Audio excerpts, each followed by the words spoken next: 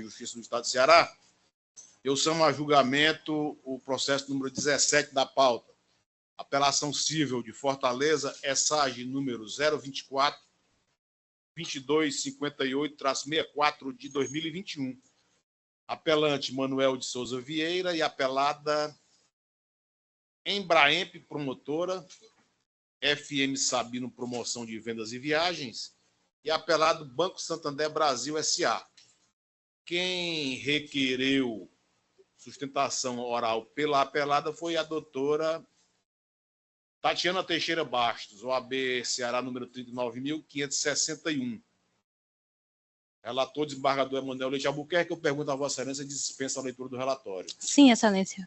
Na mesma toada, eu pergunto se Vossa Excelência dispensa também a própria sustentação oral, porque Vossa Excelência falaria pela apelada, é isso? Mas, no entanto, o voto do eminente relator, desembargador Albuquerque, já submetido à votação provisória pela turma julgadora, já se encontra unânime, não é isso, gente?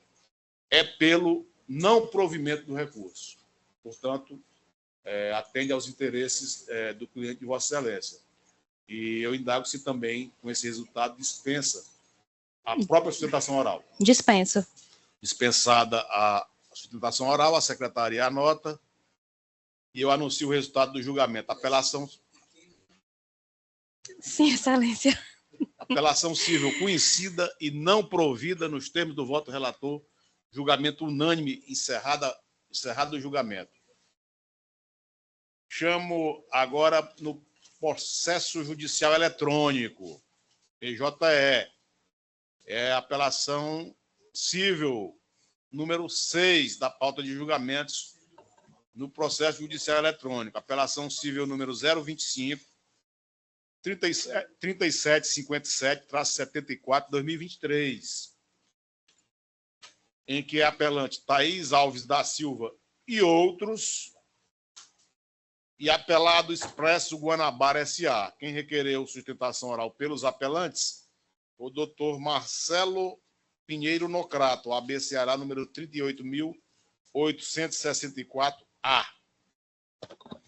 Pelos apelantes, não é isso, doutor? Sim, senhor. Vossa Excelência dispensa a leitura do relatório? Sim. Então, Vossa Excelência tem prazo de 15 minutos para fazer sua sustentação oral. Excelência, questão de ordem. Quem são os demais julgadores? Turma julgadora, desembargador Emanuel Leite Albuquerque, José Ricardo Vidal Patrocínio e Carlos Augusto Gomes Correia. Tá bom. Saúde a todos, muito obrigado pela oportunidade de poder discursar perante Vossas Excelências e pedir para que a gente se atente ao contexto fático da presente demanda. São consumidores que saíram numa viagem com destino à sua cidade natural, saíram de Fortaleza para Juazeiro do Norte. Esses passageiros, em torno de 56 passageiros, a qual cabe no ônibus, tiveram um defeito ali na cidade de Quixeramobim, por volta de 2 horas da tarde. Os passageiros tiveram que ficar lá, naquele local, por 2 horas, local ermo, sem segurança, exposto ao sol, porque o ônibus desligou. Se eles ficassem dentro, iria ser um calor insuportável que todos nós aqui conhecemos.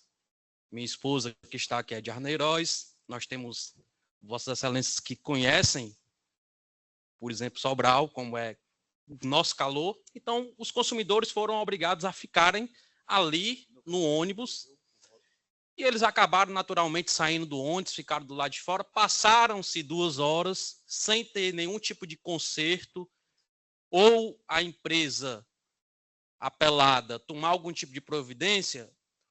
Os consumidores foram impedidos, inclusive, de retirarem as suas bagagens e seguirem viagem por conta própria. Então, o que foi que eles fizeram? Começaram a pedir carona, ajuda, passou táxi, motoqueiro, e eles começaram a ir ao posto lá do Arvorada, que fica em Quixeramobim. Nesse restaurante, que é tradicional, os ônibus que vão para Juazeiro, Iguatu, pararem, avizinham um posto de atendimento da Guanabara, equipado, com ar-condicionado, com água e tudo isso. Mas, em nenhum momento, a empresa Guanabara teve a capacidade de abrir e colocar esses consumidores para dentro. Olha, vamos ficar aqui numa situação mais confortável, vamos ajudar aqui nessa situação. Nada. Os consumidores ficaram ao relento, ao sol. O sol de tarde pegava de frente, pega ainda de frente para o restaurante, e vizinho desse restaurante é o posto da Guanabara. Fato é, passaram 2 horas lá no local do acidente e depois passaram cerca de mais 5 horas até que a Guanabara conseguiu trazer de Fortaleza até Quixeramobim um mecânico que consertou o ônibus e o mesmo motorista conduziu os passageiros até Juazeiro do Norte, descumprindo totalmente o que diz a Agência Nacional de Trânsito. Então, Vossas Excelências, é uma ação coletiva, 12 autores, há 2 crianças, há pessoas de mais idades, há pessoas com comorbidades, tinha um senhor lá com problema de visão, a qual a gente cita de forma bem clara na inicial. Então, há um suscetível erros e falhas de procedimentos que a Guanabara deveria fazer e não fez, porque o certo era, no mínimo, dar assistência, e não deu nada de assistência. Depois, providenciar imediatamente um transporte para seja continuada a viagem, e não fez isso. Então, os passageiros ficaram mais de 7 horas sem nem ter nenhum tipo de assistência. E naquele trajeto haviam pessoas que não tinham sequer condição de comprar alimentação. A gente sabe a realidade do nosso povo e tem gente que, infelizmente, vem para Fortaleza fazer algum tipo de tratamento médico com aquele dinheiro contado, que é o bate e volta, e quando volta, acontece uma situação dessa e a Guanabara não fornece nenhuma alimentação. Mais de 7 horas, não puderam retirar suas bagagens, não forneceram ônibus, lá passa ônibus de 20 minutos, que vai para outros destinos mais próximos, poderiam ir readequando as pessoas, mas não fizeram nada. Fato é que uma outra pessoa de data posterior adentrou no Poder Judiciário, ajuizou uma ação própria junto a juizado. O juiz lá de Juazeiro concedeu a indenização de danos morais por R$3.000, houve um recurso inominado e a turma recursal do Tribunal de Justiça do Ceará elevou os danos morais. Uma mesma passageira que estava nesse mesmo ônibus elevou para o valor de R$6.000 os danos morais. Então, o fato é que a gente pede que haja uma igualdade entre os consumidores, até porque o propósito dessa ação com um conjunto de coletividade foi gerar uma celeridade processual, economia processual, porque nós poderíamos muito bem ter ajuizado 12 ações diferentes. E aí cada juiz ia julgar de um jeito. Vossa Excelência sabem disso. Cada juiz monocrático ia julgar de um jeito. Tinha juiz que ia dar R$2.000, tinha juiz que ia dar 5, tinha juiz que ia dar 3, tinha juiz que ia dar 6, mas nós não fizemos isso. Nosso objetivo era, de fato, gerar uma economia processual, gerar uma celeridade, não entupir o Poder Judiciário de processo, e assim nós fizemos uma só ação. Fato é que, caso seja mantida essa indenização de R$3.000, vai gerar uma discrepância em relação à outra parte que teve a indenização de R$6.000 pelo próprio Tribunal de Justiça do Ceará. E o valor de R$3.000 não gera o efeito punitivo, não gera o efeito pedagógico, e muito menos vai gerar a sensação de justiça pelos apelantes. Então, de uma forma muito sucinta, eu peço que Vossas Excelências deem provimento ao recurso para que seja elevado o valor dos danos morais e também, se possível, elevar a majoração dos honorários sucumbenciais. São essas as razões recursais e eu agradeço a atenção de todos vocês. Muito obrigado, doutor Nocrato. Com a palavra, o eminente relator, Esmardor Leite Albuquerque. Cumprimento Vossa Excelência pela sustentação oral, procurando ser bem objetivo, senhor presidente. Eu estou mantendo os 3.000, porque eu acho que está razoável, né, e adequado. Está de bom tamanho. Então, eu estou aqui recurso conhecido e desprovido. Os termos. E assim como voto. Na sequência, voto eu. Quero cumprimentar também o doutor Nocrato pela judiciosa sustentação oral. Defendeu muito bem os clientes de Vossa Excelência, tenho a certeza disso.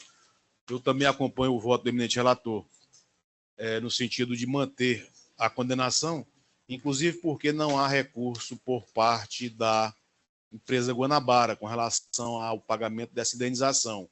E diante do princípio do non reformatio né?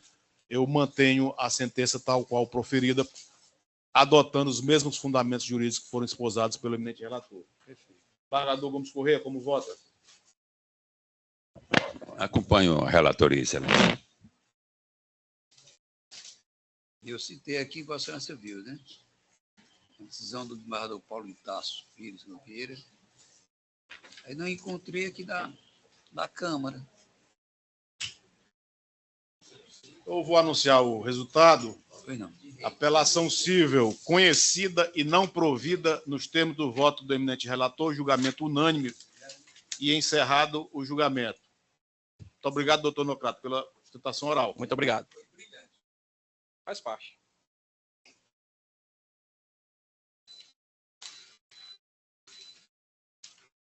Agora virtuais, né?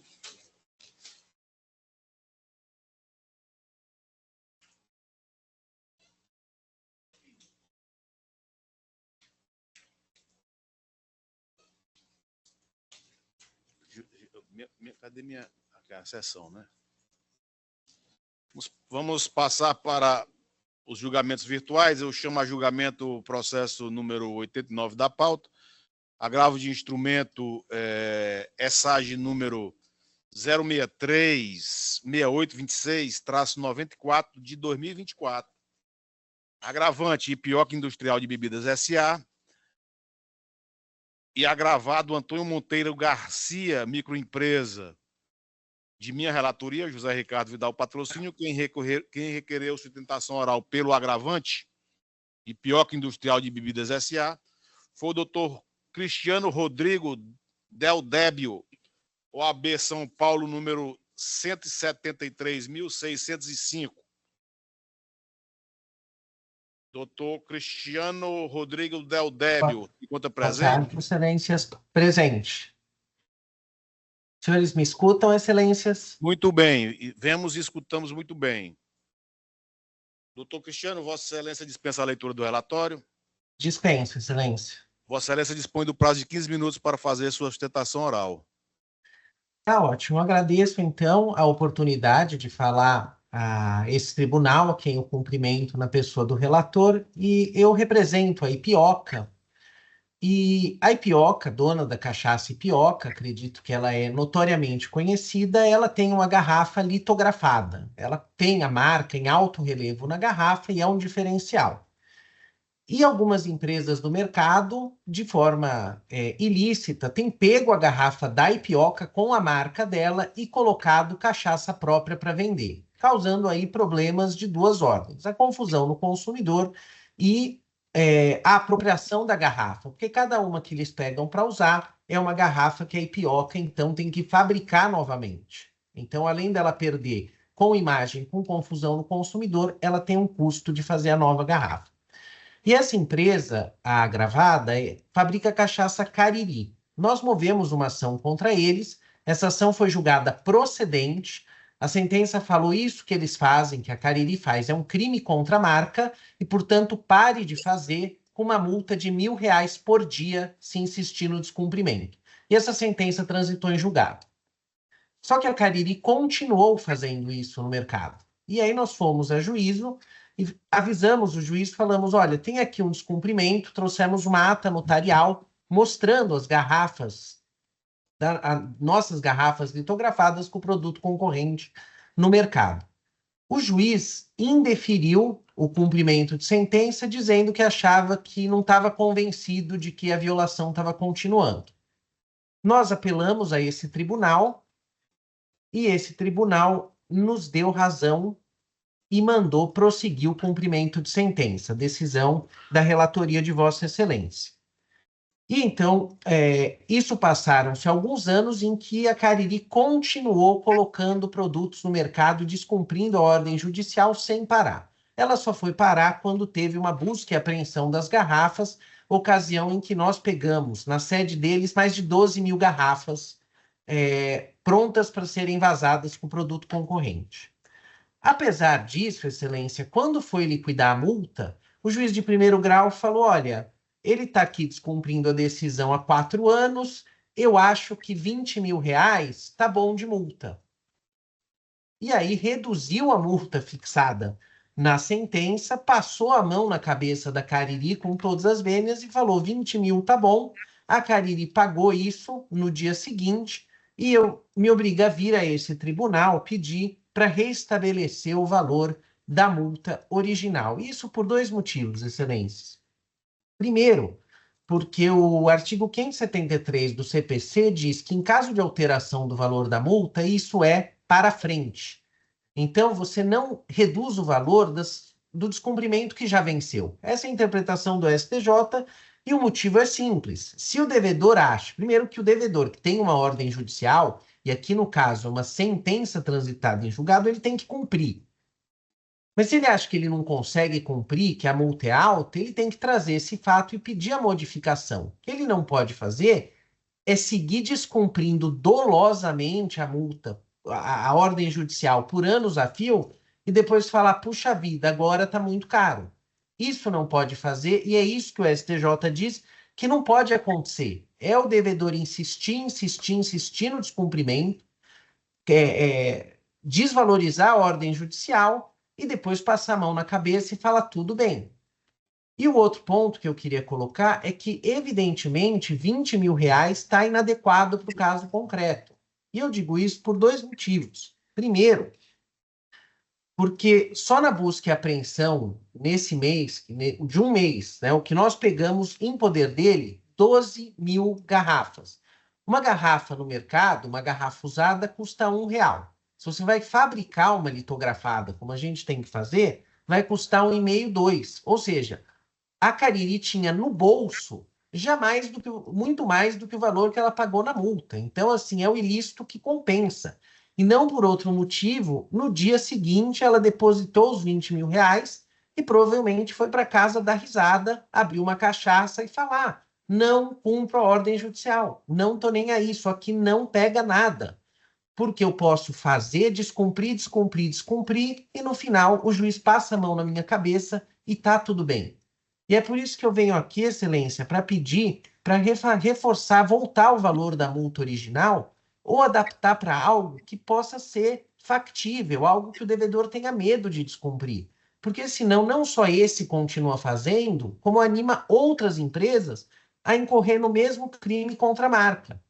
Porque, evidentemente, ficar com a garrafa, botar ela no mercado, não dá nada. Mesmo se a empresa ganha, mesmo se a empresa tem uma sentença transitada em julgado, uma decisão desse tribunal falando que tem o descumprimento, no final a gente passa a mão na cabeça do devedor e fala: olha, toma aqui um trocado e vai para casa e tenta não fazer, mas também se fizer, não vai pagar nada. Isso aqui não faz diferença. Então eu venho, Excelência, pedir para que faça diferença o comando do judiciário, que restaure essa multa ou que ajuste esse valor para que seja algo que seja cumprido. Porque uma sentença que não tem dente não adianta nada. Então esse é o meu pedido, Excelências. Eu agradeço mais uma vez a atenção e eu encerro a minha sustentação. Muito obrigado, doutor Cristiano Rodrigo. Parabenizo Vossa Excelência pela sustentação oral, que delimitou muito bem a questão fática da controvérsia posta a julgamento pela Câmara. É verdade que houve um julgamento de uma apelação anterior em que a Câmara decidiu por condenar a empresa Cariri pelo uso indevido da logomarca em forma de litogravura nas garrafas da cachaça Ipioca. E, a partir disso, foi deflagrado o cumprimento de sentença em que o juízo de primeiro grau realmente limitou de forma drástica o valor devido a título de astraentes, que, em princípio, somava, melhor dizendo, mais de 1.600 dias de descumprimento da ordem judicial, e o magistrado de primeiro grau mitigou o valor das astraentes para a quantia de R$20 mil. No meu entendimento, realmente é uma quantia que não faz jus ou não está bem calibrada ou bem adequada ao descumprimento dessa decisão judicial. Razão porque o meu voto é no sentido de majorar essas astraentes por descumprimento de decisão judicial ao patamar de R$80 mil, que eu considero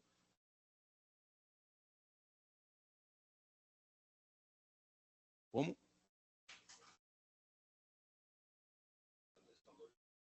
Ah, tá.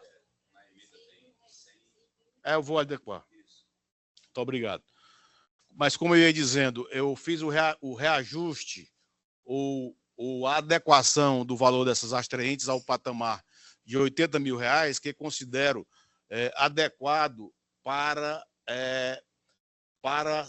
sensibilizar a empresa Cariri acerca do descumprimento reiterado da decisão judicial. E lembrando sempre que as astraentes ela não tem, enfim, um fim em si mesmo. O objetivo dela é compelir o devedor ao cumprimento da obrigação, né? E também não tem um fim indenizatório.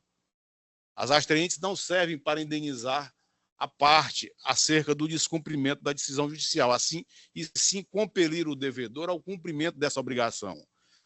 E relembro o desembargador Abelardo Benevides, desembargador Emanuel Leite Albuquerque, na composição anterior do nosso órgão especial, essa questão acerca do descumprimento de decisão judicial foi abordada suficientemente no recurso da relatoria do desembargador Francisco Bezerra Cavalcante, em que eu defendi, naquela ocasião, o ponto de vista idêntico ao do nobre causídico, doutor Cristiano Rodrigo, no sentido de que somente a multa vincenda poderia ser reduzida e não a multa vencida. Vossa Excelência se recorda desse julgamento, mas eu fui, no julgamento eu fui vencido e o tribunal entendeu que tanto a multa vencida quanto a multa vincenda pode sim ser modificada. E foi na ocasião, eu ajustei o meu voto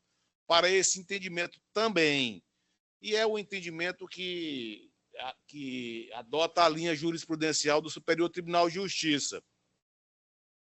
Isso porque,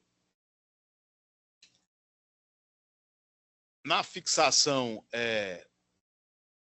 no balizamento da multa, devem ser considerados alguns vetores de ponderação. Por exemplo, diz o Superior Tribunal de Justiça, a efetividade da tutela prestada, para cuja realização as astraentes devem ser suficientemente persuasivas, e vedação ao enriquecimento sem causa do beneficiário, porquanto a multa, como dito alhures, não é em si um bem jurídico perseguido em juízo.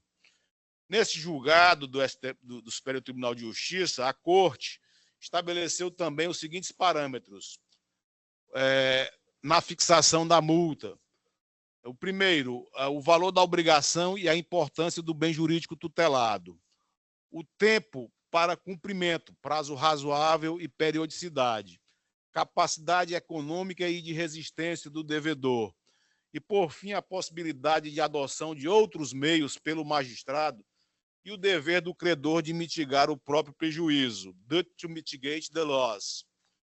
Pois bem, o próprio causídico, em sua sustentação oral, reconhece que, para efetivar o cumprimento dessa decisão judicial, foi necessário também, além da fixação da multa, a expedição de uma ordem de busca e apreensão, como meio alternativo para obter o resultado prático equivalente dessa multa. E, no caso concreto, para justificar também o porquê do meu voto fixar essas atraentes no valor de R$80 mil se deve ao fato de que se deve preservar a importância do bem jurídico tutelado na ação de conhecimento e também ao fato de que se trata, desembargador Carlos Augusto, desembargadora Regina, de uma microempresa. Então, todos esses vetores de ponderação foram levados em consideração, de maneira que eu reputo suficientemente adequado o patamar de R$80 mil para justificar essas atraentes, levando em consideração a importância do bem jurídico tutelado, que é o direito de marca da empresa Ipioca, levando em consideração que a empresa descumpridora da ordem judicial se trata de uma microempresa e, por fim, levando em consideração que essa obrigação restou, ao final, bem ou mal, ao fim e ao cabo, cumprida. Com essas considerações, caros colegas, o meu voto é no sentido de dar parcial provimento ao recurso para ampliar o valor das atraentes, consolidando-a no valor de R$80 mil. É o voto, caros colegas. Indago ao desembargador Gomes Correia como vota. Pois não, senhor presidente. Senhor presidente, eu já tive até um processo desse também da Ipioca, me lembrei agora da sua heráldica Sobral, como falava o desembargador Ademar Bezerra, né? Esse mesmo pedido era o mesmo, né? De apreensão dos vasilhames, né? Acompanho Vossa Excelência. Desembargadora Regina Câmara, como vota? Eu confirmo o voto provisório acompanhando Vossa Excelência. Anuncio o resultado do julgamento. O recurso de Ipioca Industrial de Bebidas S.A. é conhecido e parcialmente provido nos termos do voto do relator. Julgamento unânime, julgamento encerrado. Agradeço a presença do doutor Cristiano Rodrigo Del Débio, que fez sua judiciosa sustentação oral perante a Câmara. Muito obrigado, doutor Cristiano. Obrigado, Excelência. Eu agradeço. Boa tarde, com licença. Pois não.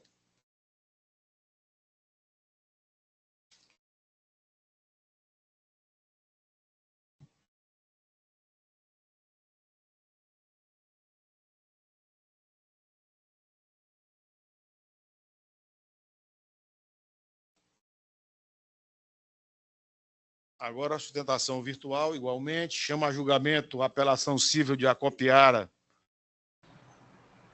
processo número 94 da pauta, número ESAGE 0201-651-17-2024.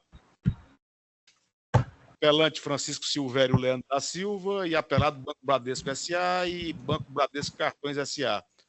Quem requereu sustentação oral pelo apelante foi o doutor Daniel de Brito Souza, OAB Ceará, número 29.056. Doutor Daniel Souza se encontra na sala virtual.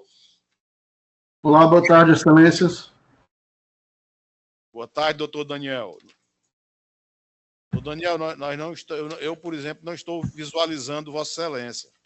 Eu liguei a câmera aqui, não... Agora sim. Aqui? Sim. Ok. Doutor Daniel, Vossa Excelência dispensa a leitura do relatório? Dispensa, excelência. Vossa Excelência dispõe do prazo de 15 minutos. Ok, boa tarde, excelência.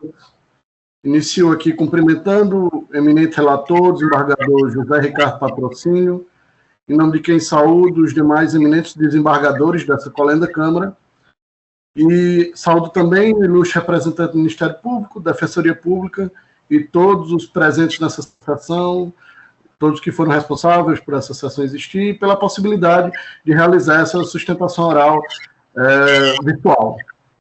A presente sustentação oral, de forma breve, trata-se de um recurso de apelação interposto em face do Banco do Bradesco, visando reformar a sentença de primeiro grau. A ação originária foi movida pelo apelante, que teve como fundamento a cobrança indevida de valores no benefício previdenciário oriunda de um suposto contrato de cartão protegido, um seguro de cartão. Como bem restou comprovado nos autos, nunca houve qualquer contratação. Em que pese a parte ré nunca ter apresentado quaisquer provas da contratação um contrato, uma ligação sequer, não tem qualquer existência do negócio jurídico aqui presente. O juiz de primeiro grau julgou parcialmente procedente a demanda, declarando nula todas as cobranças e determinando o cancelamento das cobranças que ainda irá por vir e o ressarcimento das que foram cobradas. Contudo, o juiz julgou improcedente o pleito de dano moral, motivo pelo qual requeremos a reforma desta sentença. Excelência, ficou cabal, comprovado nos autos, que a apelante nunca requereu qualquer relação com esse cartão, nunca assinou nenhum documento, nunca fez qualquer relação para ter qualquer cartão, muito menos um seguro. Quando nós pensamos numa pessoa idosa, simples, hipossuficiente, que confiou na sua vida financeira à ré, e ela faz cobranças indevidas, gerando um dano patrimonial, que, por mais que seja um valor que não seja de tamanho para vossas excelências, para uma pessoa que recebe um único salário mínimo e que vive somente desse benefício, é algo muito prejudicial até mesmo à sua sobrevivência. Não se trata, excelência, aqui de um simples erro bancário ou de um mero aborrecimento, como muitas vezes, em primeira instância, nós ouvimos falar. Aqui é uma completa má-fé, um enriquecimento ilícito civil e penal, uma ilegalidade inadmissível, uma grave lesão ao mínimo existencial do apelante. Ressaltamos ainda que a indenização por danos morais, além de compensar a vítima pelo dano causado, também tem o objetivo de punir o ofensor para que não venha praticar novos atos delituosos, de modo que seu deferimento, além de reparar minimamente o dano sofrido à parte autora, a apelante, também deve ter um caráter pedagógico, reprimindo a apelada. Com efeito, o STJ tem pacificado o entendimento de que os descontos indevidos em proventos de natureza alimentar geram dano moral em ré ipsa, ou seja, presume-se um sofrimento da própria gravidade da lesão sofrida. Como também nós podemos observar o doutrinador Carlos Alberto Bittar, que deixa claro que descontos ilegais em verba de natureza alimentar geram dano moral que dispensa prova em concreto, tratando presunção absoluta.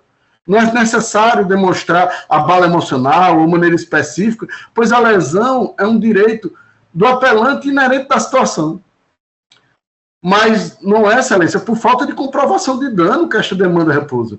Muito pelo contrário, os descontos efetuados pelo apelado não são inexcusáveis e claramente causam diversos prejuízos, de transtorno e desalentos constantes ao apelante. Ele é uma pessoa humilde, aposentado de trabalho rural e tem atualmente o seu benefício como seu único meio de subsistência. Seu único meio.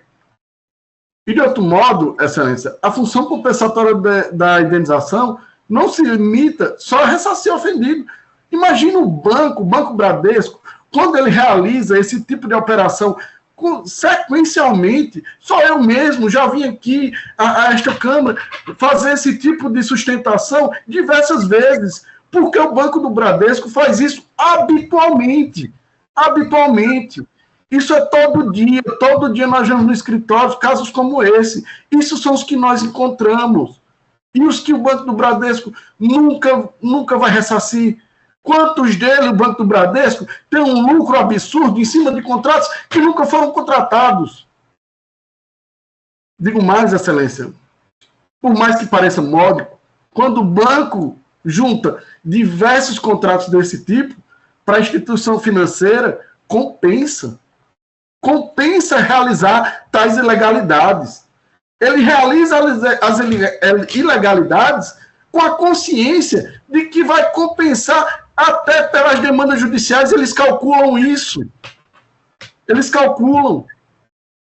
Cabe analisar aqui também, excelência, que nós temos um parecer ministerial. O representante do Ministério Público entendeu a nossa demanda e ele também roga conosco pela condenação da apelada. E, de outro modo, aqui nesse tribunal, especialmente na segunda e na quarta Câmara, nós vemos isso ser condenado habitualmente, com indenizações que vão de 5 a 10 mil. Nós ficarmos sem qualquer indenização num processo desse é totalmente injusto. Injusto para o apelante, injusto para a apelada que estará lucrando com seus atos ilegais. E por isso, Excelência, eu rogo a condenação do apelado a um dano moral num valor próximo a 10 mil reais, como jurisprudência deste tribunal, e agradeço pela oportunidade de sustentação. Muito obrigado, doutor Daniel de Brito Souza, pela sustentação oral, mas o doutor Daniel já é ciente da jurisprudência formada no âmbito desta primeira Câmara de Direito Privado. No caso sob discussão, desembargador Abelardo, se questiona um contrato que não fora realizado pela uma determinada cliente do banco, que foi vítima de alguma fraude porque o contrato não foi reconhecido como válido. E o juiz de primeiro grau, ao reconhecer essa nulidade desse contrato, determinou que o banco restituísse esses valores que foram debitados do benefício previdenciário da autora, alguns deles em dobro, de forma dobrada. Mas com relação ao dano extrapatrimonial, não houve condenação do banco nesse sentido. E o motivo que levou a essa conclusão foi o fato de que o desconto havido no benefício previdenciário era um desconto inexpressivo, da ordem de R$ 39, e que não justificava uma condenação por dano extrapatrimonial do banco, já que a autora iria ser restituída ou ressarcida dos valores que lhe foram descontados, inclusive de forma dobrada. E a jurisprudência sedimentada nesta primeira Câmara, isso nós estamos julgando toda semana, temos processo dessa natureza, no sentido de que descontos inexpressivos, tal qual o realizado nesse caso concreto, não rendem ensejo a indenização por dano moral. E essa linha de entendimento é solidamente apoiada em jurisprudência do próprio Superior Tribunal de Justiça, que eu vou declinar aqui apenas para efeito de argumentação.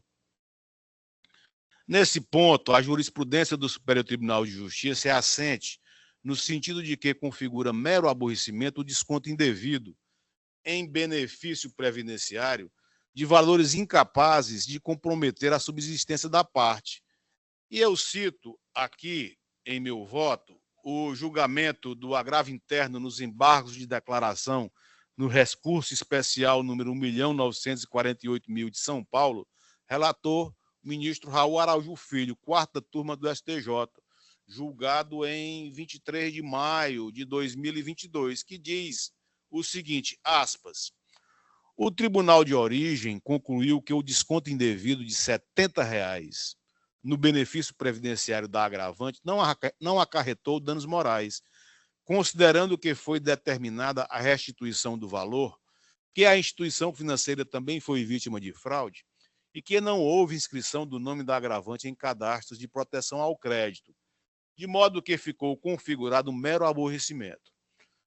Prossegue, aspas, a jurisprudência desta Corte entende que, quando a situação experimentada não tem o condão de expor a parte a dor, vexame, sofrimento ou constrangimento perante terceiros, não há falar em dano moral, uma vez que se trata de mero aborrecimento ou de sabor, mormente quando a falha na prestação de serviços, embora tenha acarretado aborrecimentos, não gerou maiores danos ao recorrente, como ocorreu na presente hipótese. E esta é a linha de entendimento do Superior Tribunal de Justiça, que é seguida também por esta primeira Câmara de Direito Privado, que em meu voto eu trago à baila julgados de minha relatoria, julgados da relatoria do desembargador Mauro Liberato, nessa mesma linha de raciocínio, ou seja, de que desconto que não ultrapassa R$ 39 não rende ensejo a indenização por dano extrapatrimonial. Com essas considerações, caros colegas, voto nesse sentido de conhecer e não prover o recurso da apelante. É o voto. Como vota o desembargador Gomes Correia? Pois não, senhor presidente, é matéria já pacífica aqui, inclusive eu particularmente já tive, relatei vários desses processos. Né? Acompanho Vossa Excelência. Como vota a desembargadora Regina Câmara? Acompanho Vossa Excelência. Anuncio o resultado. Apelação conhecida e não provida nos termos do voto do desembargador relator. Votação unânime, julgamento encerrado. Agradeço a presença do doutor Daniel Brito de Souza. Agradeço também, Excelência. Uma boa tarde a todos. Um bom trabalho. Com isso, encerramos.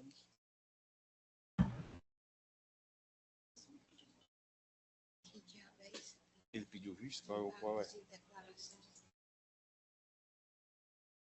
Desembargador Manuel, tem um pedido de vista de Vossa Excelência em relação ao processo da pauta número 204, relatoria da desembargadora Regina Câmara. Está em mesa? Está em mesa, tá. Eu já comuniquei a Sua Excelência relatora, que estou acompanhando. Seria um incêndio que ocorreu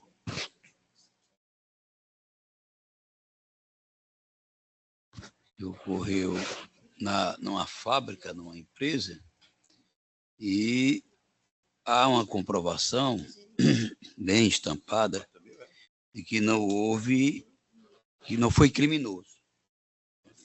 Realmente foi de um curto-circuito num transformador. Daí que veio o incêndio.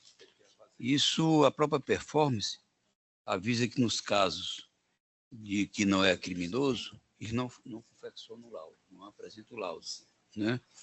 E tem uma outra aí que agora eu esqueço qual era, seria também uma perícia, e que foi feita uma espécie de investigação ou trabalho com algumas pessoas que moravam próximo a essa empresa, e que eles falam desse curto-circuito, né, que foi nesse transformador e em seguida o incêndio.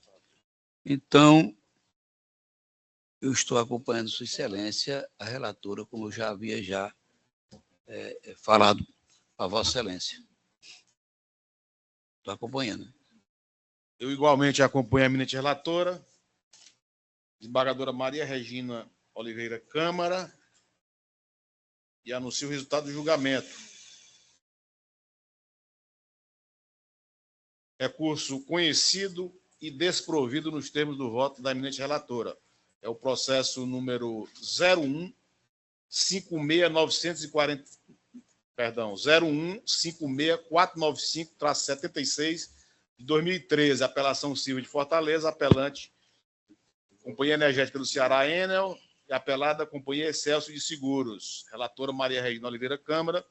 Recurso conhecido e não provido nos termos do voto da eminente relatora. Julgamento unânime. Encerrado.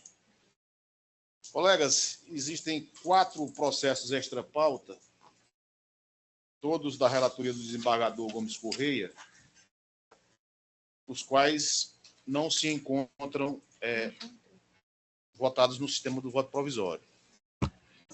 Eu já comuniquei que estou acompanhando. Então, todos unânimes? Tá. Então, eu vou anunciar o resultado dos processos. Deixando bem claro que eles foram analisados, porque eu não estava com todos. Extra-pautas, estão todos votados. O equívoco foi meu.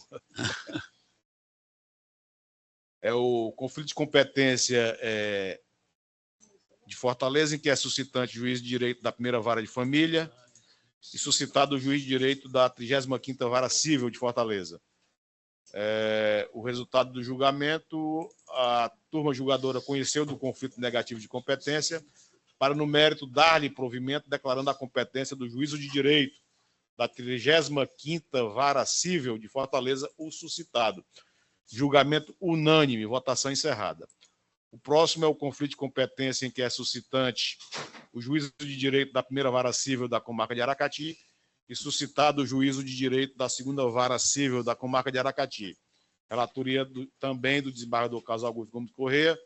A turma julgadora conheceu do conflito negativo de competência para, no mérito, dar-lhe provimento, declarando a competência do juiz de direito da 2ª vara civil da comarca de Aracati, o suscitado. Julgamento unânime, votação encerrada. O conflito de competência da relatoria do desembargador Carlos Augusto Gomes Corrêa, número ESAG 000-1338-30 de 2024, em que é suscitante o juízo de direito da 15ª Vara Civil de Fortaleza e suscitado o juízo de direito da 35ª Vara Civil da mesma comarca. O resultado do julgamento é o seguinte: a turma julgadora conheceu do conflito negativo de competência para, no mérito, dar-lhe provimento, declarando a competência do juízo de direito da 35ª Vara Civil da comarca de Fortaleza o suscitado. E, por último, o conflito de competência número ESAG 300-5696-84 de 2024, em que é suscitante o juízo de direito da 16ª Vara Civil da comarca de Fortaleza e suscitado o juízo de direito da 5ª Vara Civil de Fortaleza. O resultado é o seguinte: a turma julgadora conheceu do conflito negativo de competência para, no mérito, dar-lhe provimento, declarando a competência do juízo de direito da 5ª Vara Civil da comarca de Fortaleza. O julgamento é unânime. Esse último que eu acabei de declinar, o número é do processo judicial eletrônico, PJE. Vamos agora, né? Quem que falta votar?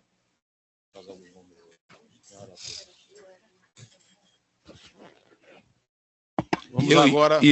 Opa, não posso falar. É porque eu ouvi. Não é.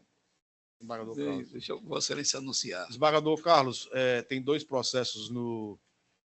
Sai? É no SAG. Tem um no SAG e outro no PJE que não votados por Vossa Excelência. É a apelação civil de Missão Velha, processo número 29 da pauta. Todos? Então vamos primeiro por SAG. Processo número 29 da pauta. Falta o voto de Vossa Excelência no processo da relatoria do desembargador Emanuel Leite Albuquerque. Apelação civil número 0050566-26 de 2020. Número 29 da pauta. Falta apenas o voto do... Eu já votei e anuncio o resultado do julgamento. Apelação civil conhecida e não provida nos termos do voto do eminente relator, desembargador Leite Albuquerque. Na sequência, o 175 da pauta, apelação civil de Tamboril, ESAG número 0006403-88 de 2018. 175. Perdão, Carlos Augusto Gomes Corrêa. Falta apenas o desembargador Emanuel Leite Albuquerque. Pois não, senhor presidente. Na verdade, houve uma omissão na fundamentação da sentença e eu estou acompanhando, Sua Excelência relator, pela nulidade com retorno dos autos à origem. A doutora Regina Câmara nulidade da decisão, né? Já acompanhou o relator e eu vou anunciar o resultado do julgamento. Apelação conhecida e julgada prejudicado o recurso. Tudo nos termos do voto do eminente relator. Julgamento unânime. Esse 175? 75. Acolhidas as preliminares. Para anular o julgamento, não é isso, desembargador? É porque eu não tenho acesso ao... perfeito. É porque eu não tenho acesso ao voto. Não, perfeito. Eu não faço parte da turma julgadora. E retorno dos autos à origem. Pronto, perfeito. Eu não faço parte da turma julgadora e não tenho acesso ao voto. Então, preliminares acolhidas no sentido de anular a sentença e determinar o retorno dos autos ao juiz de primeiro grau. Perfeito. Prejudicado o recurso de apelação. Julgamento unânime.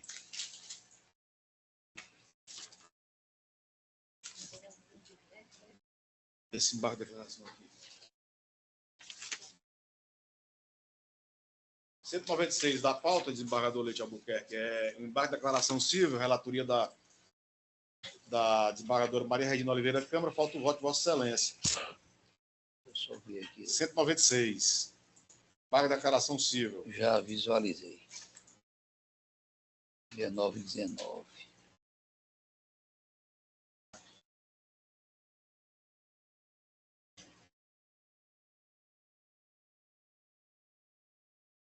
A questão da rediscussão da matéria, né? Dando aqui a súmula 18, e eu acompanho Sua Excelência Relatora pelo conhecimento mais improvimento. Anuncio o resultado do julgamento. O embargo da declaração conhecido e não provido nos termos do voto da eminente relatora, desembargadora Regina Câmara. Processo 210 da pauta, uma apelação civil de Campos Sales. Apelação civil número ESAG 0000299-59/2015. Relatoria do desembargador Carlos Augusto Gomes Correia. Faltam votar a desembargadora Maria Regina Oliveira Câmara e o desembargador Antônio Abelardo Benevides Moraes. Processo 210 da pauta. Está disponível? Tá. Disponibilizar aqui. Processo aqui, tanto que alguém tinha colocado, teve que reinserir. 210, 211. Reinserido.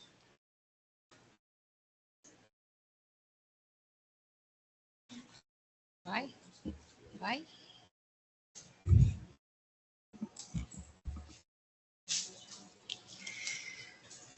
São desembargador Carlos, né? Desembargadora Regina, como Acompanhe. desembargador Abelardo Benevides. Bom, eu não tinha votado porque não estava disponível, né? Até mais ou menos meio-dia não estava disponível. Nem o 210, nem o 200. Até agora Pois é, eu estou vendo agora, mas já abri aqui, esse aqui, por exemplo, é questão de DPVAT, né? Já estou com ele aberto na tela, acompanhe. E o seguinte também, já para adiantar o 211, eu abri aqui também, questão, Vossa Excelência, primeiro 210, né?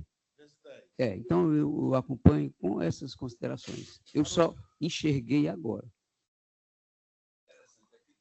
Acontece. Apareceram aqui, eu tirei até a foto. Aconteceu comigo também. A gente tem que mandar de novo. Vocês estão sabotando, né? É isso não, né? Porque tá ruim, sabe? Então, vou anunciar o resultado do julgamento. Apelação civil conhecida e provida nos termos do voto do desembargador relator. Com relação ao 211 da pauta, a apelação civil 0201129 de 89 de 2022, e também faltava o voto da desembargadora Regina Câmara, do desembargador Abelardo Benevides. A desembargadora Regina Câmara acompanha, o desembargador Abelardo já anunciou. Também, é a mesma coisa do anterior, só que esse aqui é contrato celebrado por pessoa analfabeta, ausência de assinatura, arrogo e testemunho. Precedentes aqui, N precedentes deste ente fracionário, eu acompanho a relatoria. Anuncio o resultado do julgamento. Apelação civil de Boa Viagem conhecida e parcialmente provida nos termos do voto do eminente relator, desembargador Gomes Correia. Encerramos, né? Cadê?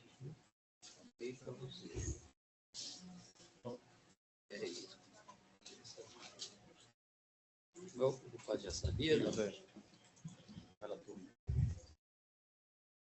O Gomes Correia, desembargador Gomes Correia, o processo número 2 da pauta do PJE. Agora vou dizer o número, né? 2. Eu voto contigo.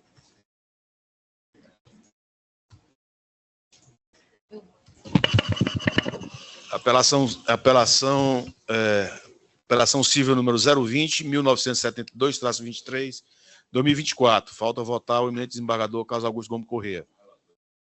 Anuncio o resultado do julgamento. Qual é?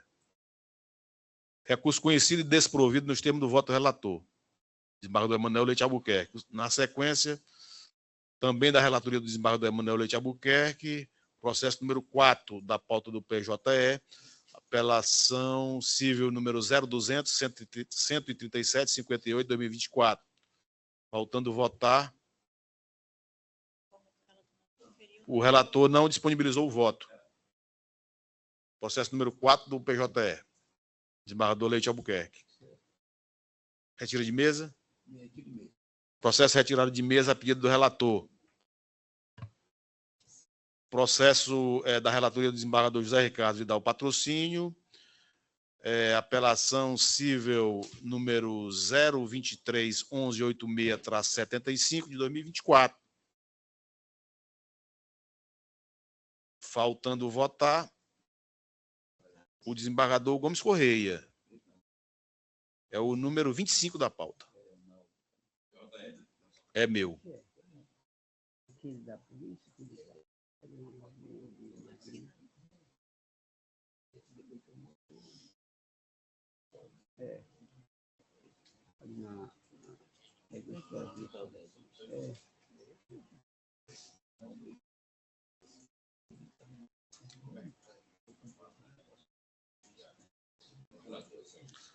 Anuncio o resultado do julgamento. Apelação civil conhecida e desprovida nos termos do voto do relator, embargador José Ricardo Vidal Patrocínio. Encerrou?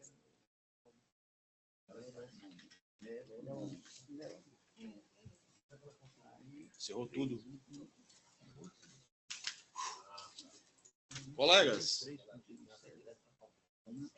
desembargador Abelardo Benevides, desembargador Manuel Leite Albuquerque, desembargadora Regina Câmara e desembargador Carlos Augusto Gomes Corrêa. 17h09, encerramos nossa sessão de julgamento. Agora eu quero indagar de antemão a Vossa Excelências. Nós já acertamos que na quarta-feira de cinza o expediente começará normalmente às 14 horas e nós estaremos presentes para realizarmos mais uma sessão de julgamentos da diletíssima Primeira Câmara de Direito Privado. Agora, indago a Vossas Excelências. Dia 19 de março, cai numa quarta-feira, feriado estadual. É da conveniência dos colegas que façamos o adiamento dessa sessão para a sexta-feira seguinte, dia 21 de março? Ou preferem... Ver a quantidade de processos, né? Que a gente possa, na seguinte, votar em todos. 19 de março é feriado de dia de São José. Consciência negra, não é? É 25. 25 é, na verdade, 19 e 25, dois feriados. 25 é a abolição. 25 é quando? A abolição, segunda, terça-feira. Terça, né? Aí é a abolição. Da quarta-feira que a gente vai trabalhar no carnaval. Vamos ouvir o nosso decano. Por mim, disposição. Terça-feira ou sexta-feira? O problema disso... Terça tem problema de sala aqui também, né? Então, vamos... Sexta-feira. O que eu vejo, o maior problema disso é que se nós não realizarmos uma sessão por semana, na sessão subsequente, a gente fica com o dobro ou mais do número de processos. E não julga tudo, e entra à noite. Entra à noite e tal. Eu acho que seria producente nós fizéssemos esse sacrifício e realizarmos a sessão na sexta. Na sexta, que hora? Pela manhã? 9 horas? No passado, fizemos pela manhã. Depois já sai para o happy mesmo de manhã. Faremos dia 21 de março, às 9 horas da manhã. Combinado? Podia, só uma sugestão, podia fazer 9h30, porque eu vou para a academia e tal. Podemos fazer. Para não perder minha academia. Vamos. Vou fechar em 10, não sei. Não sei.